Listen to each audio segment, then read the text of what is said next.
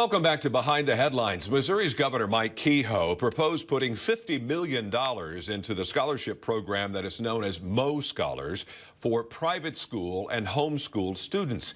It passed in the Missouri House but was removed by the state Senate's Budgets Committee, and this session will end in mid-May. Kaylee Kern with the Beacon News Service in Kansas City reported on Missouri's try at funding private school vouchers, and she joins us now. Kaylee, welcome. Good to have you with us. Hi, thank you so much for having me. So we need to start with funding the foundation formula for public schools next year. Talk about how many dollars per student would be needed or what amount the education department believes should be spent per student for every classroom in Missouri. Yeah, so currently that number, the amount that the state is spending per student has been frozen at a little over $6,300 for the last several years. According to the Missouri Department of Elementary and Secondary Education, the state actually needs to be spending closer to $7,100 per student in order to meet the needs of today's students. And the governor's proposal aimed to cut out that difference in the state adequacy target. So one of the critics of the governor's proposed budget is Springfield Democrat Betsy Fogel. She is the ranking minority member on the House Budget Committees.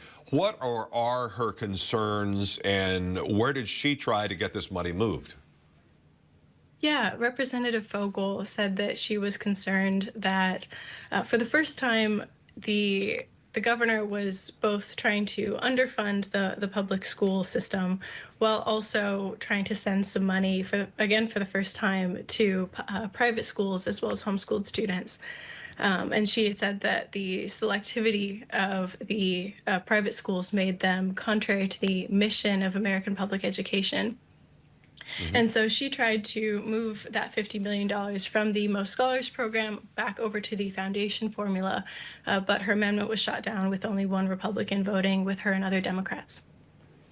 So some Republicans think that the education budget could have funded both public schools as well as school vouchers? There definitely are a good number of Republicans who would like to see both fully funded. One such Republican is Representative Josh Hurlburt. He's from Smithville, and he's been a big proponent of Mo Scholars and of generally expanding access to homeschooling and private schooling. He said that he would have really liked to see the House fully fund the foundation formula while also providing this money for Mo Scholars. But he said that at the same time, the budget the governor's and House's budget still included $200 million more for the foundation formula than it did last year, which is still a historic investment. Also in your report, Kaylee, you mentioned that Betsy Fogel talked about accountability in private education, i.e. homeschools or church-run schools, and, shall we say, selective admissions. What was her concern there? Yeah, so because private schools are private, they can naturally be a lot more selective than public schools. And Fogel, as well as Representative Stephanie Hine, who's another Springfield Democrat, said that they went through the handbooks of a number of schools that participate in the Mo Scholars program and found that some, not all, but some, would not accept pregnant students or students with disabilities or students who are gay or who have family members who are gay. So talk about growing demand for the Mo School Scholars money, given that there was $23 million in tax credits in exchange for donations to this program. Yeah, there's definitely growing demand for this program. Every year since it started, it has surpassed expectations in terms of how many families are applying, as well as how many families are actually receiving money. And last year, the legislature passed a law allowing Missourians to donate up to $75 million collectively to this program. But like you said, last year, only $23 million was donated.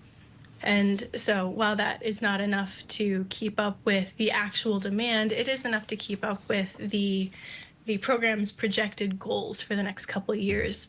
But because there was that gap, the governor and the House tried to fill that in with public money. Are there concerns or some lawmakers speaking out about long-term spending as far as education is concerned? Definitely. Representative Hine, who I mentioned before, said that if the state's if the state starts directly funding scholarships for private school students, it would be on the hook for those students' entire K through 12 education. As she put it, quote, "You can't give a child a scholarship for 1 year." And So, yeah.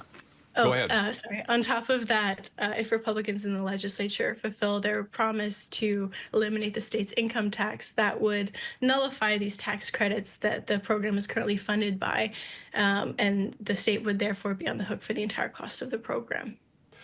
Are there also some lawmakers in Jefferson City who believe that this program is unconstitutional or illegal?